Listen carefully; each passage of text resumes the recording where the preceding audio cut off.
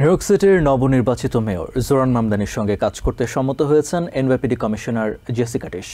বুধবার এই ঘোষণা দেন এনওয়াইপিডি প্রধান। তার সিদ্ধান্তকে স্বাগত জানিয়ে মামদানি বলেন, নিউ ইয়র্ক সিটির বাসিন্দাদের প্রকৃত নিরাপত্তা নিশ্চিত এবং স্বৈরতন্ত্র মোকাবেলায় একসঙ্গে কাজ করবেন তারা।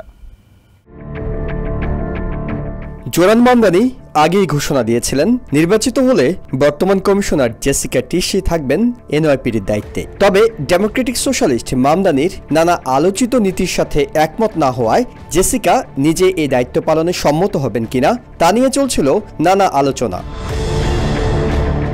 প্রায় সপ্তাহখানেক ধরে দুই পক্ষের মধ্যে দফায় দফায় আলোচনা শেষে বুধবার সকালে এনওয়াইপিডি সদস্যদের পাঠানো এক ইমেইলে জেসিকা টিশ জানিয়েছেন, নতুন মেয়রের সব বিষয়ের সাথে আমি একমত না হলেও জননিরাপত্তা, অপরাধ দমন ও ডিপার্টমেন্টের ভিতরে শৃঙ্খলা প্রতিষ্ঠার বিষয়টি বিবেচনা করে সপ্তাহখানেক ধরে আলোচনার পর আমি কাজ চালিয়ে যাওয়ার সিদ্ধান্ত নিয়েছি।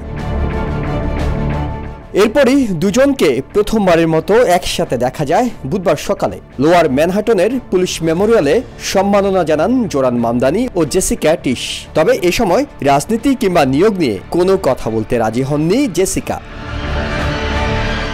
অন্যদিকে মামদানি জানিয়েছেন, শিগগিরই আমরা ডিপার্টমেন্ট অব কমিউনিটি সেফটি নামে নতুন একটি ডিপার্টমেন্ট চালু করব, যারা 911-এর পরিবর্তে মানসিক সমস্যার বিষয়টি নিয়ে কাজ করবে। ফলে পুলিশ সহিংস অপরাধ দমনের দিকে পূর্ণ মনোযোগ দিতে পারবে।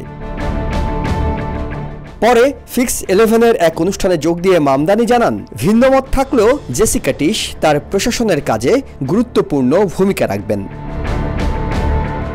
আমেরিকার আলোচিত ধর্নাঢ্য টিশ পরিবারের সদস্য জেসিকা, যার পরিবারের সদস্যরা সবশেষ মেয়র নির্বাচনে মামদানির বিরুদ্ধে কাজ করতে সুপার প্যাকের তহবিলে দান করেছেন কয়েকশো হাজার ডলার। মুসলিম মেয়র মামদানি যেখানে ইসরায়েলের কট্টর সমালোচক, ইহুদি ধর্মাবলম্বী জেসিকা সেখানে ম্যানহাটনের সেন্ট্রাল সিনাগগের সদস্য। এছাড়া মেয়র অ্যাডামস প্রস্তাবিত সিটিতে 5,000 নতুন পুলিশ নিয়োগ দেওয়ার পক্ষে জেসিকার অবস্থান হলেও মামদানি পুলিশকে আরও সক্রিয় এবং ওভারটাইম কমিয়ে দেওয়ার পক্ষে। তবে শেষ পর্যন্ত স্টেট গভর্নর কেতি হুকুল এবং অ্যাটর্নি জেনারেল লেটিশিয়া জেমস মামদানিকে উৎসাহিত করেছেন জেসিকাকেই কমিশনার পদে রাখতে।